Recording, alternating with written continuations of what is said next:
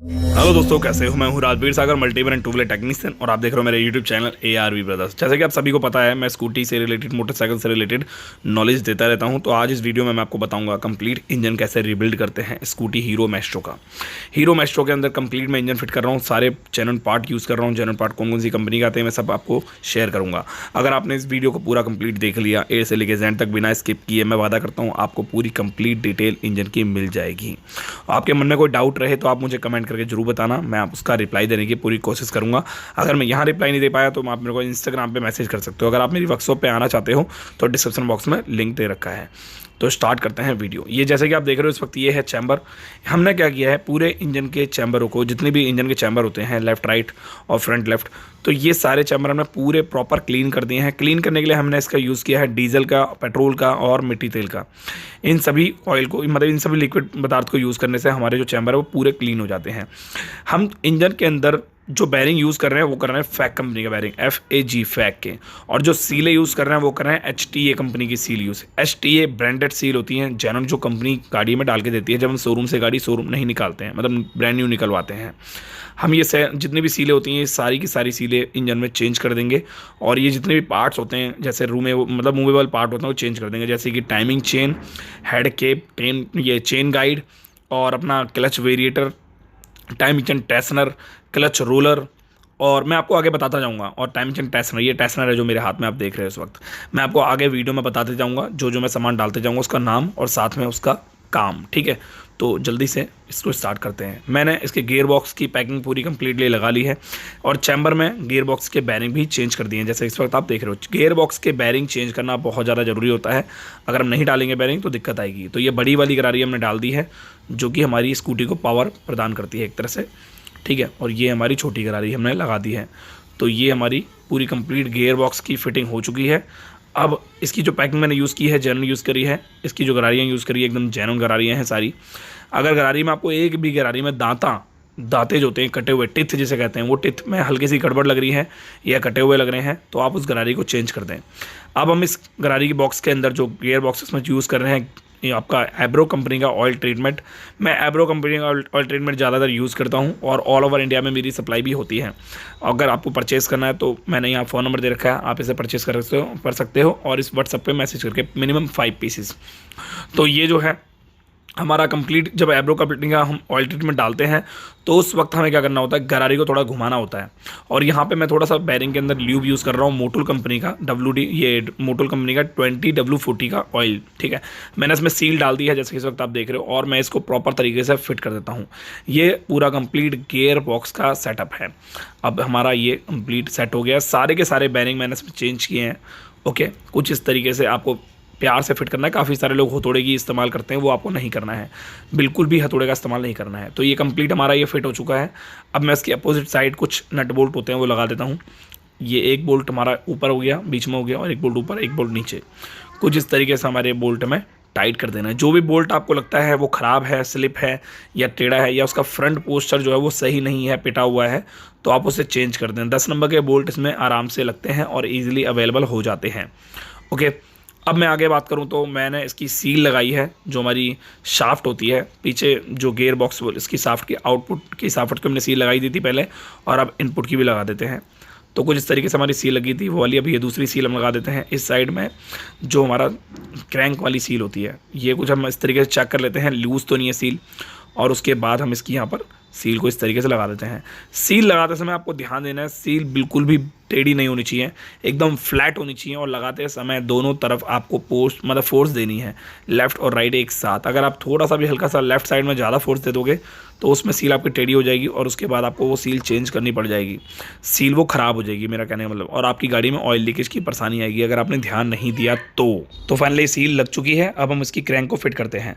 तो ये क्रैंक को फिट करने के पहले हमें क्रैंक की जो स्लिप होती है, मतलब क्रैंक के अंदर जो सीट लगी होती है जिस पर क्रैंक बैठेगी, उस पर हमें ल्यूब करना पड़ता है, ताकि क्रैंक को आसानी से फिट करने में आसानी हो जाए, ठीक है। तो हमने थोड़ा सा ल्यूब कर दिया है। इसको ल्यूब करने के लिए कुछ भी यूज़ कर सकते हो, एब्रो कंपनी का ऑयल ट्रीटमेंट यूज़ कर सकते हो, और साथ ही आप इंजन ऑयल भी यूज़ कर सकते हो। WD बोल रहा हूँ, ये 20W40 का ग्रेड यूज़ कर सकते हो। ये 2 क्रैंक हैं, इसमें से एक ब्रांड न्यू क्रैंक है और एक पुरानी क्रैंक है। हमने पुरानी क्रैंक को बिल्कुल रिप्लेस कर दिया है, क्योंकि जो ब्रांड न्यू क्रैंक है उसको डालना ज़्यादा समझदारी है। पुरानी क्रैंक में हुआ क्या है, जो उसकी दांतें होते हैं वो टेढ़े हो गए हैं और वो घिस गई है, कट गई है बहुत ज़्यादा, तो वो रिपेयर नहीं हो पाएगी, इसलिए हमने सोचा इसको पूरी ही डालना समझदारी है। तो अभी ये क्रैंक पूरी कंप्लीट रिफिट होने के बाद हमें कुछ इस तरीके से थोड़ा सा इसको मूव करना है। थोड़ा सर्कुलेट करने से ये होता है कि थोड़ा सा ऑयल जो हमने लगाया होता है वो थोड़ी अच्छे तरीके से वो मतलब अंदर सर्कुलेट हो जाता है, ठीक है। बाकी आप समझ रहे हो यार। तो अभी अब ऊपर का चैम्बर नया डाल देते हैं। मतलब ये जो चैम्बर है मैंने ब्रांड न्यू डाला है, क्योंकि इसमें जो पहले मैकेनिक ने काम किया था वो जो चैम्बर है तोड़ दिया था हथौड़ी वगैरह मार के, तो ये गलत था बहुत ज़्यादा। इसकी मैंने वीडियो भी पर्सनली बनाई हुई है एक डेडिकेटेड, आप देख सकते हो, डिस्क्रिप्शन बॉक्स में मैं लिंक डाल दूँगा। बाकी आप नीचे भी देख सकते हो कमेंट बॉक्स में पिन करके। और ये जो है हमारे चैम्बर की फ़िटिंग हो चुकी है। तो फाइनली अब हम क्या करेंगे, इसके जो चैम्बर के बोल्ट हैं वो 10 नंबर के वो लगा रहे हैं। इसके पूरे ही इंजन में ज़्यादातर 10 नंबर जो बोल्ट हैं वो 10 नंबर के बोल्ट हैं। मतलब ऊपर की कैप जो है वो 10 नंबर की है, क्योंकि ज़्यादातर इंजन हीरो होंडा के या फिर स्कूटी के नॉर्मल जो इंजन, स्कूटी के तो इंजन जो है 10 नंबर के होते हैं, पर वैसे 8 नंबर के भी होते हैं हीरो के। तो ये है ऑयल पंप। ऑयल पंप जो है ये बहुत छोटा ऑयल पंप है, बहुत ही छोटा। इस ऑयल पंप के अंदर एक गरारी लगती है, और ये ऑयल पंप अगर आपको ख़राब लगता है, हल्का सा आउट लगता है या पुराना ज़्यादा लगता है, उसको आप चेंज कर दें। अब ये गरारी है, गरारी जो है ये प्लास्टिक की होती है। ये हमारा काम करती है, जब ये घूमती है तो ऑयल जो होता है वो नीचे से ऊपर सर्कुलेट होता है। ये ऑयल पंप का काम होता है। अगर ये गरारी टूट जाएगी तो ऑयल इंजन सीज मार जाएगा। तो कुछ इस तरीके से ऑयल पंप लगता है। इसके अंदर एक पिन लगती है और पिन के अंदर एक गरारी भी लगती है। मैं आपको दिखा देता हूँ। सबसे पहले जो उसकी पिन होती है वो ये पिन होती है, ये उसके अंदर जाएगी जो हमारा ऑयल पंप है, और इस ये जो ऊपर के नक्के देख रहे हो आप पिन की तरफ के, कुछ इस तरीके से ये लग जाएंगे, ठीक है। और इसके बाद ये अंदर इस तरीके से फिट हो जाएगी। तो ये हमारा ऑयल पंप लग चुका है। अब ये ऑयल पंप लग गया। अब इस ऑयल पंप की हमें कैप भी लगानी है, क्योंकि ऑयल पंप की कैप लगाना बहुत ज़रूरी है, क्योंकि इस साइड का जो पार्ट होता है वो पूरा ड्राई होता है, क्योंकि इधर मैग्नेट की कॉइल लगेगी और लगेगा मैग्नेट। ये वाला पार्ट जो है पूरा ड्राई होता है, तो हमें ध्यान देना है बॉन्ड का, रिंग का और पैकिंग का, ठीक है। कुछ इस तरीके से हमारे ये बोल्ट टाइट हो चुके हैं 10 नंबर के दोनों। तो ये मैग्नेट कॉइल है। अगर आप इंजन फिट कर रहे हो और आपको लगता है मैग्नेट कॉइल आपकी बहुत ज़्यादा गंदी है, तो आप उसे पेट्रोल से वॉश कर सकते हो या डीजल से या मिट्टी तेल से वॉश कर सकते हो। साथ ही अगर आपको लगता है साइडों में जंग लगी हुई है तो उसे साफ़ कर सकते हो WD-40 से। उसके अलावा अगर कोई भी तांबे की तार आपको अलग तरीके से दिख रही है, जैसे ब्लैक कलर की दिख रही है, फूकी फूकी डैमेज टाइप की, तो आप उसे चेंज कर सकते हो। बट ये जो तारे हैं बिल्कुल ठीक हैं, इसमें कोई दिक्कत नहीं है, परफेक्ट है। तो हम इसको ही फिट कर देंगे। तो फटाफट फिट करते हैं। तो ये फिट कर दी हमने मैग्नेट कॉइल, कुछ इस तरीके से फिट हो चुकी है मैग्नेट कॉइल। अभी हम इसका मैग्नेट लगाएंगे। इसके अंदर बहुत ही ईजिली मैग्नेट को क्लीन करना है और मैग्नेट की काटर लगानी है। थोड़ा सा मैग्नेट की काटर हमने लगा ली है। अब इसको फिट करते हैं कुछ ईजिली, आसानी से, इस तरीके से। बहुत ही ज़्यादा सिंपल है। अगर आप इंजन फिट कर रहे हो तो बहुत ज़्यादा सिंपल है। अगर अच्छा एक बात और बता देता हूँ, ये जो आप देख रहे हो प्लास्टिक का जो कैप, मतलब कैप देख रहे हो, एक कवर देख रहे हो, एक तरह से मैं पंखा बोल लूँ इसको, जो हमारा ये पंखा है प्लास्टिक का, ये इस साइड इसलिए लगाया जाता है क्योंकि इंजन को हवा नहीं मिल पाती, क्योंकि पूरी बॉडी से कवर होता है। तो जब गाड़ी स्टार्ट होती है तो यही पंखा, जब गाड़ी घूमती है, मतलब इंजन घूमता है, मैग्नेट घूमता है, तो कॉमन सी बात है, जब स्टार्ट होगी तो मैग्नेट घूमेगा और मैग्नेट घूमेगा तो ये पंखा भी घूमेगा। तो जब ये पंखा घूमता है प्लास्टिक का, तो बहुत तेज़ी से हवा को बनाता है, ठंडी ठंडी हवा को बनाता है। तो उस हवा की वजह से इंजन एयर कूल्ड हो पाता है, यानी कि एयर कूल्ड, एयर से ठंडा हो पाता है। अब आप जानते ही हो इंजन पूरा ढका होता है बॉडी की वजह से, तो इसको हवा लगना बहुत ज़्यादा ज़रूरी है। अगर ऐसा नहीं होगा तो ये इंजन जल्दी से डैमेज हो जाएगा। तो कंपनी ने क्लच की साइड भी दे रखा है एक पंखा, वो मैं आपको आगे दिखा दूंगा, और मैग्नेटिक भी साइड भी दे रखा है। मैग्नेट वाला जो पार्ट है वो मैग्नेट की तरफ आपको ठंडा करेगा, और क्लच वाला जो पार्ट है वो क्लच के अंदर की तरफ वो आपको क्लच को ठंडा करेगा, ठीक है। और ये बहुत ही अच्छी लगी मुझे टेक्नोलॉजी, और बहुत ही बढ़िया लगी। तो ये हमारा एक्सल फिट हो रहा है मेन स्टैंड का, क्योंकि अब इंजन काफ़ी ज़्यादा फिट हो चुका है, तो हमने सोचा कि मेन स्टैंड इसका लगा दिया जाए ताकि आसानी हो इंजन फिट करने में। तो कुछ इस तरीके से मेन स्टैंड में लगाते समय आपको एक्सल के अंदर ग्रीस लगानी है, ताकि मेन स्टैंड में मूवेबल आसानी से हो और बहुत ही ज़्यादा मज़ा आए, इसको स्मूथनेस फील हो, ठीक है ना। तो कुछ इस तरीके से हमारा ये मेन स्टैंड लग चुका है, और ये लग गया फटाफट। तो ये हमारा पूरा कम्प्लीटली इंजन तैयार हो चुका है, जैसे कहते हैं हाफ इंजन, तो मतलब आधा इंजन रह गया है। अब इसके अंदर एलॉय व्हील फंसा देंगे। हमने होंडा के जेन्युइन ब्रेक्स इसमें लगाए हैं, होंडा के जेन्युइन ब्रेक्स भी लगाने हैं। काफ़ी सारे लोग लगाते हैं मैकिनो के, MK के, पता नहीं कौन कौन से ब्रेक्स लगाते हैं, SK वेस्के के। वो ब्रेक्स आपको यूज़ नहीं करने, उससे आपकी गाड़ी का व्हील जाम रहेगा और आपकी गाड़ी में क्लचों में दिक्कत आएगी। आपको ना कुल मिला के लोकल पार्ट नहीं डालना है, ठीक है। तो हम इसका बोल्ट टाइट कर देते हैं। 22 नंबर का इसमें नट होता है, तो ये नट हम टाइट कर देते हैं। कभी कभी नट बोल्ट उल्टा बोल देता हूँ, तो आप समझना थोड़ा सा। तो अब मैं बात करूँगा पिस्टन के बारे में। तो पिस्टन की ब्लॉक किट है। मैं स्कूटियों में ज़्यादातर ब्लॉक किट चेंज करता हूँ और मुझे ज़्यादा कंफर्टेबल लगता है इसमें। मैं एज़ कम्पेयर टू मोटरसाइकिल की बात करूँ, मोटरसाइकिल में मैं ब्लॉक किट नहीं डालता हूँ, मैं पिस्टन बोर करता हूँ। बहुत ज़्यादा बढ़िया तरीके से क्रॉस बोरिंग होती है, ठीक है। तो ये हमारी होंडा की, हीरो की जो पैकिंग है ये आई है, और ये हमारा पिस्टन है। तो पिस्टन के बारे में आपको थोड़ा सा डिटेल में ब्रीफ कर देता हूँ। देखो, पिस्टन जो होता है ब्लॉकेट में ऊषा कंपनी का आता है, ठीक है। और ये इन जो लिखा है इनका मतलब होता है इनलेट, और जो KW लिखा है इसका मतलब होता है एग्जॉस्ट। इन वाला जो पार्ट है वो हमारा रहेगा कार्बोरेटर की तरफ, और KW वाला जो एग्जॉस्ट का जो पार्ट है वो हमारा रहेगा साइलेंसर की तरफ। एग्जॉस्ट की तरफ होता है थोड़ा बड़ा वाल, इनलेट की तरफ होता है थोड़ा छोटा वाल। एग्जॉस्ट वाला जो टैपेट होता है वो थोड़ा ज़्यादा लूज रहता है क्योंकि वहाँ पे हीटिंग ज़्यादा होती है। इनलेट वाला जो टैपेट है वो थोड़ा सा कम लूज रहता है क्योंकि वहाँ पे हीटिंग नहीं रहती है। इस चीज़ को आप ध्यान देना। बाकी मैं रिंग की बता देता हूँ। तो ये हमारा एरो वाला जो पार्ट है ये हमने कुछ इस तरीके से लगाया है। मैं बहुत ही ज़्यादा सिंपल, बहुत ही ज़्यादा आसान तरीके से आपको समझा रहा हूँ। रिंग जो होती है वो टोटल 4 होती हैं, तो कुछ इस तरीके से आपको रखनी है। यहाँ पे 2 रहेंगी आपकी रिंगें। ऑयल रिंग जो होती है जिसमें हम बोलते हैं बहुत पतली वाली रिंग, एक उधर एक इधर, ठीक है। अब हमारी बात आती है रिंकल वाली, यानी कि एक्सपेंडर रिंग की। तो एक्सपेंडर रिंग को आप यहाँ भी रख सकते हो और यहाँ भी रख सकते हो। तो मैं एक्सपेंडर रिंग यहाँ पे आपका मार्क कर देता हूँ। तो एक्सपेंडर रिंग यहाँ रखना, और उसको M सेड रख सकते हो या फिर W की सेड भी रख सकते हो, उससे कोई भी दिक्कत नहीं आएगी। मैं आपको थोड़ा सा एक्सप्लेन कर देता हूँ थोड़ा डिटेल में। तो ये है हमारी ऑयल रिंग। तो इस ऑयल रिंग को कुछ इस तरीके से रखना आप, ठीक है। और दूसरी ऑयल रिंग जो है हमारी ये वाली है, ये रही। इस ऑयल रिंग को हम इस तरीके से कुछ रखेंगे, ठीक है ना। तो ये आप बहुत सिंपल तरीके से समझ गए होंगे। अगर आपको समझ में आ रहा है तो आप मेरे को नीचे कमेंट करके बताना। बाकी ये बहुत बढ़िया तरीका है। ये एक्सपेंडर रिंग है, तो एक्सपेंडर रिंग को आप इस तरीके से रखना। जो जॉइंट वाला पार्ट है वो इस तरीके से रहेगा, ठीक है। ये हमारी ऑयल रिंग लग गई। पिस्टन में जो ऑयल की सप्लाई को रोकता है ऊपर जाने से वो ऑयल रिंग ही होती है। अब ये आती है मोटी वाली रिंग, यानी प्रेशर रिंग टॉप 2। ये हमारी रहेगी ऐसे, ठीक है। तो यहाँ पर मार्क कर देते हैं।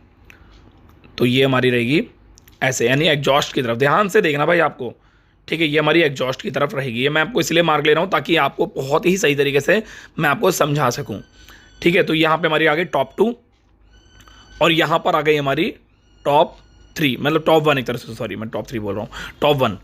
तो कुछ इस तरीके से आप टॉप 1 की जगह टॉप 2 भी रख सकते हो, टॉप 2 की जगह टॉप 1 भी रख सकते हो। मतलब इसको आप एक्सचेंज कर सकते हो, ठीक है। इस चीज़ को आपको ध्यान रखना है। तो अभी फटाफट से मैं इसकी रिंग लगाता हूँ और फटाफट से इसका पिस्टन फिट करता हूँ। बहुत ही आसान है।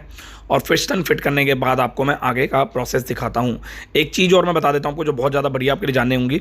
अगर आप स्कूटी में पिस्टन बोर करने की सोच रहे हो तो थोड़ा सा आपको पिस्टन बोर को सही तरीके से करना पड़ेगा, नहीं तो पिस्टन बोर कामयाब नहीं हो पाएगा, दिक्कत होगी। पिस्टन बोर थोड़ा सा लूज रखना पड़ेगा आपको, ठीक है ना।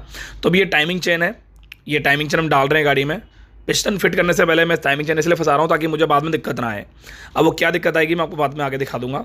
ये टाइमिंग चेन के साथ में मुझे कि मैग्नेट पेचकस लेना है। ये मैग्नेट पेचकस है, तो ये मैग्नेट पेचकस इस तरीके से टाइमिंग चेन को चिपका लेता है, मतलब इतनी तरह खींच लेता है। मैग्नेट पेचकस बहुत ज़्यादा काम की होती है चीज़, मैं आपको बाद में बताऊंगा। तो कुछ इस तरीके से मेरे को टाइमिंग चेन यहाँ में फिट कर देना। मैं टाइमिंग चेन में फ्रंट और लेफ्ट, मतलब उल्टा सीधा कुछ नहीं होता, आप जैसे मर्जी उसको फिट कर सकते हो। तो मैग्नेट पेचकस से मैं क्या कर रहा हूँ, उसकी मदद से खींच रहा हूँ उसको ताकि मेरी उंगली नहीं जाएगी। अब आप समझ गए होगे मैं टाइमिंग चेन क्यों डाल रहा हूँ, क्योंकि मुझे पिस्टन सिलेंडर में दिक्कत होगी। इसलिए दिक्कत भी क्या होगी यार, देखो जरूरी नहीं है, पर ये थोड़ा सा कंफर्टेबल हो जाता है बंदा, और कुछ नहीं है। अब ये हमारी टाइमिंग चेन फिट हो चुकी है। क्लच वाला पार्ट हम बाद में फिट करेंगे। सबसे पहले मैं आपको ऊपर का पार्ट दिखा देता हूँ। ये हमारी जो हमारी सिलेंडर की ब्लॉकेट की पैकिंग है वो लगा दी है हमने, जेन्युइन पैकिंग है। यहाँ पे मैंने बॉन्ड का बिल्कुल भी यूज़ नहीं किया है। 2 पिन डाउन मैंने लगा दी है इसके अंदर, 2 स्टेट के अंदर, और एक हमारा टाइमिंग चेन का गाइड मैंने लगा दिया है। तो अभी हम फटाफट से पिस्टन फिट कर दिया है हमने इसके अंदर। रिंगें जैसे मैंने आपको बताया था बिल्कुल वैसे ही मैंने इसमें लगाई हैं, और ये बहुत ही ज़्यादा आसान है। अगर आप करना चाहो तो कर सकते हो। थोड़ा सा आपको एक्सप्लेन कर दिया मैंने डिटेल में, तो आप वीडियो को स्किप मत करना। अगर आप चाहो तो सेव कर सकते हो इस वीडियो को। और हाँ, एक चीज़ और, चैनल को सब्सक्राइब जरूर कर देना क्योंकि बहुत ज़्यादा जरूरी है चैनल सब्सक्राइब करना। मैं इसमें बिल्कुल भी कट नहीं करूँगा इस वीडियो के अंदर। मैं रिंग लगाते समय तो आपको इस तरीके से देखना है, देखो मैं कट नहीं कर रहा हूँ बिल्कुल भी, ठीक है। तो रिंग आपको इस तरीके से लगानी है। जब आप रिंग फिट करो तो एकदम से जोर नहीं डालना आपको। जैसे ही आप रिंग की बारी आती है आपको सिलेंडर को अप एंड डाउन करना है, लेफ्ट साइड की तरफ, राइट साइड की तरफ, और कुछ इस तरीके से फिट कर देना है। मैंने कहीं कोई कट नहीं करा है इसके अंदर, देखो इजी फिट कर दिया है। काफ़ी सारे लोग होते हैं जो बोलते हैं स्ट्रेट लगी हुई गाड़ी में सिलेंडर ब्लॉकेट लगाने में दिक्कत होती है। मैग्नेट पेचकस देख लो कितना आसान होता है यहाँ पर। ये मैग्नेट पेचकस से मेरी टाइमिंग चेन आसानी से आ जाती है। मुझे किसी चीज़ में बांधने की जरूरत नहीं पड़ती। जैसे होता है ना कपड़े अपने में बांध देते बंदे, सेटिंग वायर में बांध देते हैं, तो उसमें वो तार निकल जाती है, बड़ी अजीब सी लगती है, इसलिए मैं उसको नहीं करता। एक बार मैं उसको रोटेट करके देख लूँगा। आपको पता होगा आरपीएम का मतलब क्या होता है, रिवोल्यूशन पर मिनट। जब पिस्टन ऊपर से नीचे आता है उसको 1 आरपीएम बोलते हैं। तो ये जो है हमारे पिंडाउल एक लग गई है, और एक पिंडाउल लगेगी फ्रंट की तरफ ऊपर की तरफ। तो ये पिंडाउल हमारी लग गई है। तो 2 पिंडाउल का होना बहुत ज़्यादा जरूरी है, क्योंकि हमारी जो गैसकेट होती है वहाँ से लीकेज होने के चांसेस बहुत माइनस हो जाते हैं, बिल्कुल 0.0 माइनस। अगर हम बॉन्ड का यूज़ करें तो हम थोड़ा सा बॉन्ड का यूज़ कर सकते हैं इस वाली पैकिंग में, लोहे की। ये लोहे की पैकिंग होती है। मैं आपसे पूछना चाहूँगा एक छोटा सा सवाल, इसमें लोहे की पैकिंग क्यों दी गई है और नीचे जो है वो गत्ते की पैकिंग क्यों दी गई है। कंपनी ने लोहे की पैकिंग यहाँ पे क्यों दी है, यहाँ पे गत्ते की पैकिंग भी तो दे सकती थी कंपनी। एक बार नीचे इसका आंसर मुझे जरूर देना आप। बाकी मैं वाल्व फिट कर रहा हूँ गाड़ी में, वाल्व जो है मैंने नए डलवा दिए हैं। वाल्व तो बहुत आसान है, ईजी है, और वाल्व जो गाइड है वो भी मैंने नए डलवाए हैं इसके अंदर, ब्रांड न्यू। तो कुछ इस तरीके से मुझे टाइमिंग चेन को फिट करना है और कुछ इस तरीके से मुझे हेड को असेंबल करना है। मुझे उसका आंसर जरूर देना है, मेरे को आंसर का इंतजार रहेगा। अगर आपने वीडियो देखी है वाकई में तो आपको पता लग गया होगा आंसर के बारे में कि मैंने यहाँ पे आंसर क्या था। ठीक है, मुझे कोई दिक्कत आ रही है तो मैं इसको वापस बाहर निकाल लेता हूँ और वापस फिर से मैं इसको फिट कर देता हूँ। हुआ क्या था इसमें, जो इसकी रॉकर की जो पिन होती है वो बाहर की तरफ आ जाती है, इसलिए कभी कभी हमारा जो स्टेट होता है वो रॉकर की पिन के से अटैच हो जाता है। तो आपको हेड को वहाँ से बाहर निकाल के रॉकर की पिन को वापस अंदर डालना होता है, बस और कुछ नहीं है। मैंने आपको सारी डिटेल समझा दी है तो आपको समझ में आ रही हो। अब मैं इसके ऊपर के नट बोल्ट वगैरह लगाऊंगा, वार्सा लगाऊंगा। तो ये वार्सा मैंने चारों लगा दी हैं इसके अंदर। अब इसकी जो नट हैं वो लगाऊंगा मैं, ठीक है। 4 नट होते हैं इसके अंदर। अब ये नट मैंने लगा दिए हैं फटाफट फट फट फट फट फट। तो आपको एक चीज़ बता देता हूँ, जो नट आप लगा रहे हो चारों, आपको क्या करना है, चारों नट क्रॉस बाय क्रॉस टाइट करना है। काफ़ी सारे लोग होते हैं एक बार में एक नट टाइट कर देते हैं, बाद में 3 लूज छोड़ देते हैं।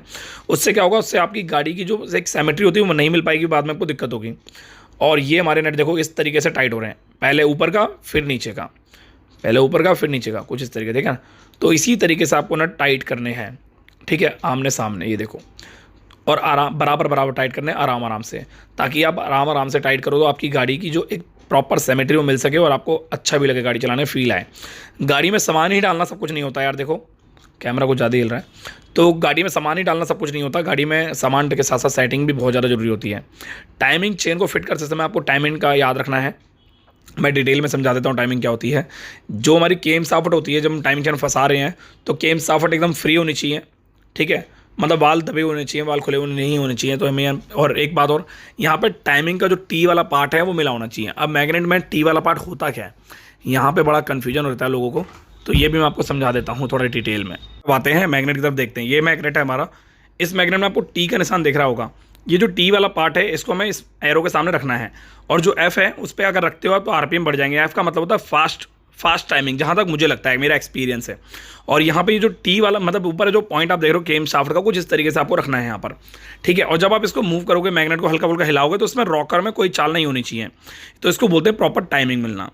अब यहाँ पे हमारा हेड और सिलेंडर कंप्लीट हो चुका है, गेयर बॉक्स हो चुका है, क्रैंक हो चुकी है। अब हम फिट करेंगे क्लच का पूरा कंप्लीट पैटर्न। मैं उम्मीद करता हूँ जहाँ तक आपको समझ में आ रहा होगा।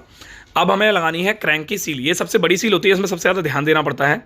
इस सील को आपको क्या करना है, दोनों तरफ से बहुत आराम से स्मूथली फिट करना है। अगर आप इसमें सील के एक सिरे को ज़्यादा अंदर कर दोगे, दूसरे सिरे को बाहर कर दोगे, तो लीकेज कभी बंद नहीं हो पाएगी और आपकी गाड़ी में क्लच के अंदर लीकेज रहेगी। क्लच स्कूटियों का ड्राई रहता है, यानी सूखा रहता है, उसमें कोई ऑयल की सर्कुलेशन नहीं होती है। तो आपको यहाँ पे ध्यान देना है, सील को बराबर रखना, ठीक है। तो इस चीज़ में होने के बाद इसको कैप लगा देनी है ताकि सील गर्म होकर बाहर ना आए, आपको एक ध्यान रखना है। कैप लगाने के बाद, और हाँ एक चीज़ और, यहाँ बॉन्ड वॉन्ड का इस्तेमाल नहीं करना है। काफ़ी सारे लोग बॉन्ड का इस्तेमाल करते हैं, बहुत गलत होता है वो। तो यहाँ पर हमारी कैप लग चुकी है, हम इसके बोल्टों को टाइट कर देते हैं। कैप लग चुकी है, अब हम लगाएंगे क्लच वेरिएटर। वेरिएटर जो होता है कुछ इस तरीके से काम करता है। जैसे ही हम वेरिएटर के अंदर गोली लगाते हैं और बुश लगाते हैं, तो ये जो आप देख रहे हो ये पूरा प्रॉपर तरीके से मूवेबल होता है और कुछ इस तरीके से काम करते हैं। जैसे हम गाड़ी रेस दे रहे हैं ना, तो रेस देने के बाद ये जो गोलियां होती हैं हमारी टाइट हो जाती हैं, और उसके बाद हमारी जो बेल्ट होती है वो आगे की तरफ आ जाती है, जिसकी वजह से हमारी बेल्ट घूमती है क्रैंक के साथ। अब जब क्रैंक के साथ बेल्ट घूमेगी तो पिकअप आएगा, ठीक है ना। जब हमारी गाड़ी में वाइब्रेशन की प्रॉब्लम आती है ना, तो हमारी गाड़ी में वेरिएटर की गोलियाँ ख़राब हो जाती हैं। तो उस टाइम आपको वेरिएटर की गोली चेक करनी है और ये बुश चेक करना है, और ये कटा हुआ चेक करना है, कटा तो नहीं है ये, मतलब इससे गाड़ी की बहुत ज़्यादा साइलेंट हो जाती है गाड़ी, ठीक है। तो ये हमारी बेल्ट लग चुकी है। बेल्ट के बाद हमारा ये ऊपर का कैप लग चुकी है लोहे की। अब देखो मैं बता रहा था ना आपको एयर की सिस्टम, तो यहाँ पे एक और पंखड़ी दे रखी है, देख रहे हो पंखड़ी। जब हमारी ये पंखड़ी ना आप निकाल भी दोगे तो आपकी गाड़ी में हीटिंग के अलावा और कोई दिक्कत नहीं आएगी। तो ये पंखड़ी सिर्फ इसलिए दे रखी है ताकि क्लच के अंदर गर्माहट ना पैदा हो और हमारी जो गाड़ी के पंखड़ी हैं ये प्रॉपर तरीके से हवा को दें और यहाँ पे हीटिंग की ख़त्म करें। हीटिंग को होता क्या है, अगर ये हमारी पंखड़ी हट जाएगी लोहे की और हम गाड़ी स्टार्ट करेंगे तो ये जो बेल्ट है ये सॉफ्ट हो जाएगी हीट होने के बाद और ये जल्दी से टूट जाएगी। तो कंपनी ने, बड़े बड़े इंजीनियरों ने बड़ी मशक्क़त करके ये सब चीज़ें सेट करी हैं, तो इसका आपको खासकर ध्यान देना है, ठीक है। तो ये हमारे क्लच शू को लगाना है। क्लच शू के लगाने के लिए हमें थोड़ा पीछे करना पड़ेगा और इसको प्रॉपर तरीके से पीछे करके बेल्ट को अंदर करना पड़ेगा। मैं आपको थोड़ा दोबारा से थोड़ा दिखाता हूँ बारीकी से। जब हम ये बेल्ट को लगाते हैं तो क्लच शू को फंसाने के लिए हमें क्लच शू को पैटर्न को थोड़ा सा और पीछे करना पड़ता है और उसके अंदर जो बैरिंग होते हैं उसको पूरा लूप करना पड़ता है कुछ इस तरीके से, ठीक है ना। क्लच शू के अंदर कुछ बैरिंग होते हैं, इसको बोलते हैं क्लच पुली। तो क्लच पुली के अंदर क्लच शू लगते हैं। अब कुछ इस तरीके से पीछे करना पड़ता है और पीछे करने के बाद जाके ये हमारा प्रॉपर फिट होता है। और एक चीज़ और, काफ़ी सारे लोग होते हैं जो बोल्ट होते हैं, नट होते हैं, उनके ऊपर चोट मार के पूरे बोल्ट की ऐसी की तैसी मार देते हैं। तो ये जो ऊपर का नट आप देख रहे हो ये बिल्कुल ठीक था, थोड़ा बहुत निशान था, उसे चल जाएगा, कोई दिक्कत नहीं, फालतू खर्चा करने वाली बात थी, इसलिए हमने सोचा इसी को फिट कर दिया जाए। अब ये हमारा क्लच कवर है ऊपर का, इसको अंदर से चेक करना है ये अंदर से क्लीन तो है या नहीं है, चिकना तो नहीं है। चिकना है तो उसको पूरा रेगमाल से साफ़ कर देना है और ये जो है हमारा एक नट, इसको फिट कर देना है। अब ये फिट होने के बाद हमारा कंप्लीट हो चुका है इंजन पूरा कंप्लीट। अब इसका कवर लगाना है। कवर लगाने से पहले आपको ये नट टाइट करना है। तो हम गन का यूज़ कर रहे हैं, काफ़ी सारे लोगों के पास गन नहीं होती, तो आप उनके पास से पूरे औजार होते हैं वो चेक कर सकते हैं, औजार ले सकते हैं, परचेज़ कर सकते हैं। कुछ दिनों बाद औजार के काम स्टार्ट करूँगा, टूल्स वगैरह का, तो ब्रांडेड टूल्स आपको सप्लाई करना स्टार्ट करूँगा। जो भी इसको भी चाहिए एक बार कमेंट करके जरूर बताना। बाकी उसके अलावा ये नट हमारे टाइट हो चुके हैं। अब हम लगाएंगे क्लच कवर। तो ये हमारे क्लच कवर लगने से पहले हम एक बार चेक कर लेते हैं पूरा कंप्लीट सब कुछ रह चुका है, सब कुछ हो चुका है या नहीं हो चुका। तो फाइनली सब कुछ सेट है। तो अभी हम इसके अंदर एक बेंटेक्स लगाएंगे। जब आपको याद होगा सब सेल्फ मारते हैं, तो सेल्फ मारने के लिए हमें बेंटेक्स की ज़रूरत पड़ती है। बेंटेक्स में क्या होता है, जब हम सेल्फ मारते हैं तो वो गरारी जो आप देख रहे हो छोटी वाली, ये आगे की तरफ आती है और उससे क्या होता है वो क्रैंक की गरारी को घुमा देती है। अब क्रैंक को जब घुमाएगी तो गाड़ी स्टार्ट हो जाती है और ये होता है मंदिर, जिसको ज़्यादातर लोग बोलते हैं। वैसे मंदिर नहीं बोलते इसको बोलते हैं ये बेंटेक्स की कैप, बेंटेक्स कैप बोलते हैं। और ये हो गई हमारी ग्रीस लग के सेट। अब हम क्लच कवर की ग्रीसिंग करेंगे। इसमें होती है किक, ये जो किक रैचेट है आप देख रहे हो, ये किक रैचेट है। इसको पूरा प्रॉपर ग्रीस करेंगे। इसके अंदर एक रबड़ लगाएंगे ताकि वाइब्रेशन की प्रॉब्लम ना आए और उसके बाद क्लच कवर को पैक कर देंगे कुछ इस तरीके से। ये हमारा क्लच कवर पैक हो गया। बहुत ही ज़्यादा सिंपल और बहुत ही ज़्यादा आसान है अगर आप इस वीडियो को देख के समझ सको तो। अब बात करते हैं फ्लर गेज के बारे में। टैपेट सेट करने के लिए हमें फ्लर गेज का इस्तेमाल करना पड़ेगा, क्योंकि अंदाजे से अगर आप टैपेट सेट करते हो तो पक्का कस्टमर को आप दोबारा से बुलाओगे और कस्टमर होगा परेशान। और बार बार इसकी कैप खोलने से लीकेज की परेशानी बढ़ती है, कम नहीं होती है। तो आपको क्या करना है, जब आप इंजन फिट कर रहे हो तो टैपेट को एक पॉइंट लूज छोड़ देना है ज़्यादा। मैं जो है इसके टैपेट सेट कर रहा हूँ 15-14। मैं आपको बता देता हूँ, जो एग्जॉस्ट है मैं इसका रख रहा हूँ 15 और जो हमारा इनलेट है उसको रख रहा हूँ मैं 14। तो ये आप इसको 14-15 भी कर सकते हो और 14-14 भी कर सकते हो, 15-15 भी कर सकते हो, 13-13 भी कर सकते हो। वो आपके ऊपर डिपेंड करता है। मेरी खुद की एक जो एक्सपीरियंस के आधार पे बताऊँ तो मैं इतना ही रखता हूँ और मेरा मस्त चलता है मक्खन की तरह एकदम। ज़्यादा टैपेट टाइट करने से आपकी गाड़ी में पिकअप खत्म होगा और ज़्यादा ही आप उसमें लूज कर दोगे तो आपकी गाड़ी में आवाज़ की प्रॉब्लम आएगी। तो मैं उम्मीद करता हूँ ये वीडियो आपको मैं समझा पाया हूँगा काफ़ी सारी चीज़ें। अगर आपको अच्छी लगी इस वीडियो को लाइक करना, चैनल सब्सक्राइब करना। एक छोटी सी रिक्वेस्ट है आपसे, इस वीडियो को लाइक करके चैनल सब्सक्राइब जरूर कर देना। अगर आप मेरी वर्कशॉप पे आके अपनी बाइक का काम कराना चाहते हो तो always welcome, link in the description. Thank you.